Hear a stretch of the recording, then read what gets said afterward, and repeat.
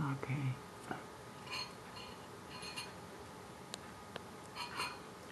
Good afternoon, class.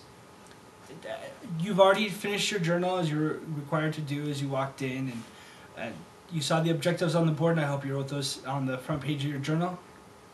So now we're going to go on with our lesson of the day. We're going to talk about Belle Prater's Boy. This is a book by Ruth White about, he's a student just your age, but he lives quite a different life than you do.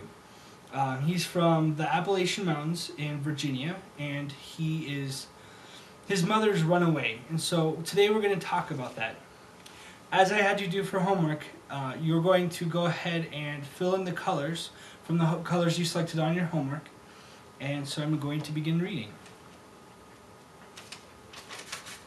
Around 5 a.m. on a warm Sunday morning in October 1953, my Aunt Belle left her bed and vanished from the face of the earth. When I heard her get up, I figured she was going outside to the toilet, her husband, my Uncle Everett, told the sheriff. So I dozed off back to sleep.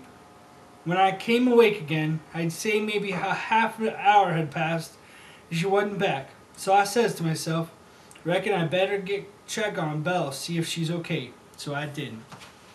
So I'm going to go ahead and write up on the screen a few words I'm curious if you know. First one is reckon.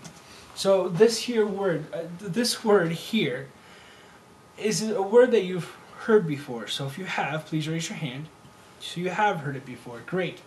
Well, here he's talking about he's understood that he's that she went back to sleep, or that was just his thinking. So he used the term reckon, which we don't usually use in proper English. So it's more of a slang term. Does everyone understand what the word slang means? So, okay, you do. Can you explain what slang means? That is great. Slang does mean that it's a word that is not really considered proper, but it's used in everyday life. So I'm going to go ahead and continue. Uncle Everett, a coal miner, and Aunt Belle, along with their boy Woodrow, lived way far in the head of a long, isolated holler called Crooked Ridge, near the town of Coal Station, Virginia, where the Appalachians are steep and rugged. In those days, the roads were narrow and rocky, barely passable in bad weather. They had an old Ford, and that morning it was parked on the slope with the key in the ignition, like always. Their nearest neighbor, the Sloanes, who lived almost a mile down the road, told the sheriff they hadn't seen or heard a thing out of the ordinary. According to Uncle Everett, Aunt Belle was barefooted and wearing only a thin nightgown. Her 2 pairs of shoes and all her clothes were still in their rightful places. There was no evidence of foul play, no indication that she went traipsing off to somewhere else. Besides, there was no place to traipse unless she went over those wild hills in her nightclothes barefooted. And in that case, somebody surely would have noticed her on the other side.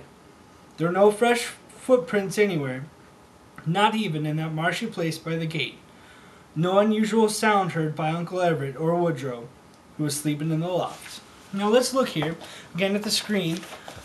So there's another word that you may not be familiar with, and I want you to tell me if you are. It's nightgown. And maybe some of you know someone who owns a nightgown, or it's kind of like pajamas. But it's more worn by women, and men usually wore like night clothes. And so it's just something to sleep in, and instead of sleeping in pajamas, they slept in a nightgown. During this time in 1953, as you would see in the book,